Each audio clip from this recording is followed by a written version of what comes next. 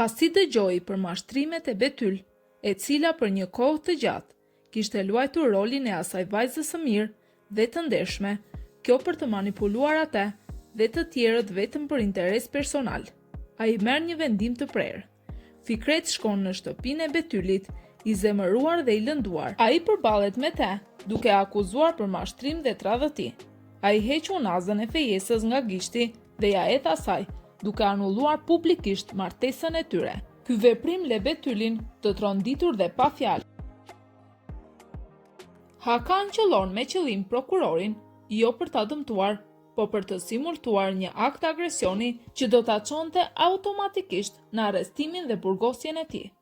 Kjo është mënyra e vetme që ai të hyjë në burg, pa ngritur dyshime dhe të ketë akses tek Mahmuti, i cili di shumë rreth komplotit kundër Zülehas dhe identitetëve të rrem. Abdulkadir, i cili ka mbajtur gjithmonë në kontroll Hakanin, fillon të dyshojë seriozisht për qëllimet e tij. Ai e kupton që ky nuk është vetëm një veprim impulsiv, por një lëvizje menduar thellë. Edhe kjo e shqetëson shumë.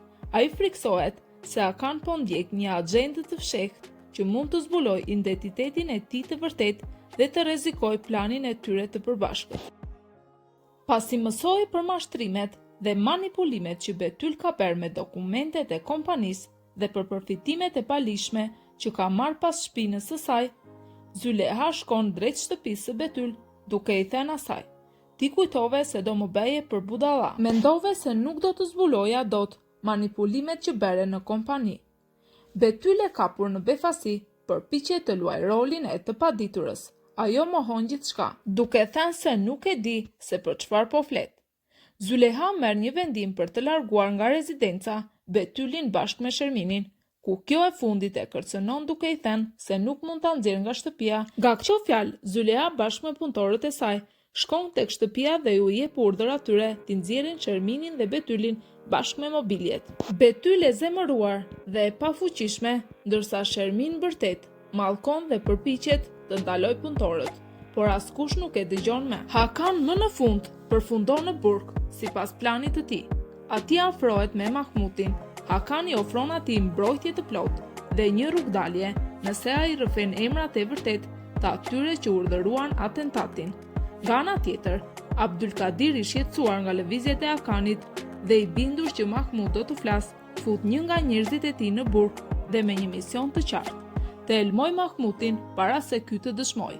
Mahmut ndon se i dobësuar dhe në prag të vdekjes përpiqet i thot Hakanit atë që ai di. Hakan përpiqet ta mbajë gjallë dhe ta dëgjojë. Pas dhimbjeve dhe sfidave që ajo ka kaluar, Gülteni jep lajmin Çetinit se është Axha. Ky është një moment shumë i ndjerë, ku ajo dridhet mes gëzimit dhe ankthit, pasi do që lajmi të pritet me dashuri. Çetin përjeton një emocion të thellë kur dëgjon lajmin. Ai e përqafon i përlotur dhe i premton asaj se do të jetë gjithmonë pranë saj dhe fëmijës së tyre. Ky lajm i bukur kalon edhe në vilën Yaman, ku Gafuri shfaq habi dhe njëkohësisht lot gëzimi duke përqafuar motrën e tij, e cila do t'i jap tashmë statusin ndaj. Züleha e përqafon Gültenin dhe Çetin duke ju ofruar atyre mbështetje. Züleha njoftohet për vdekjen e Hyljas dhe vendos që të marrë pjesë në varrimin e saj, e shoqëruar nga Fikret. Hakan, i cili tashmë ka dalë nga burgu, vëzhgon Zülehan nga larg. Hakan hyn në hotelin ku qëndron Züleha dhe me një ton të ashpër e të sinqert i thot se: "E pash me sytë e mi se sa shumë të ka ardhur keq për vdekjen e motrës sime dhe dua ta dish që nuk ka me arsye të kesh frikë prej meje."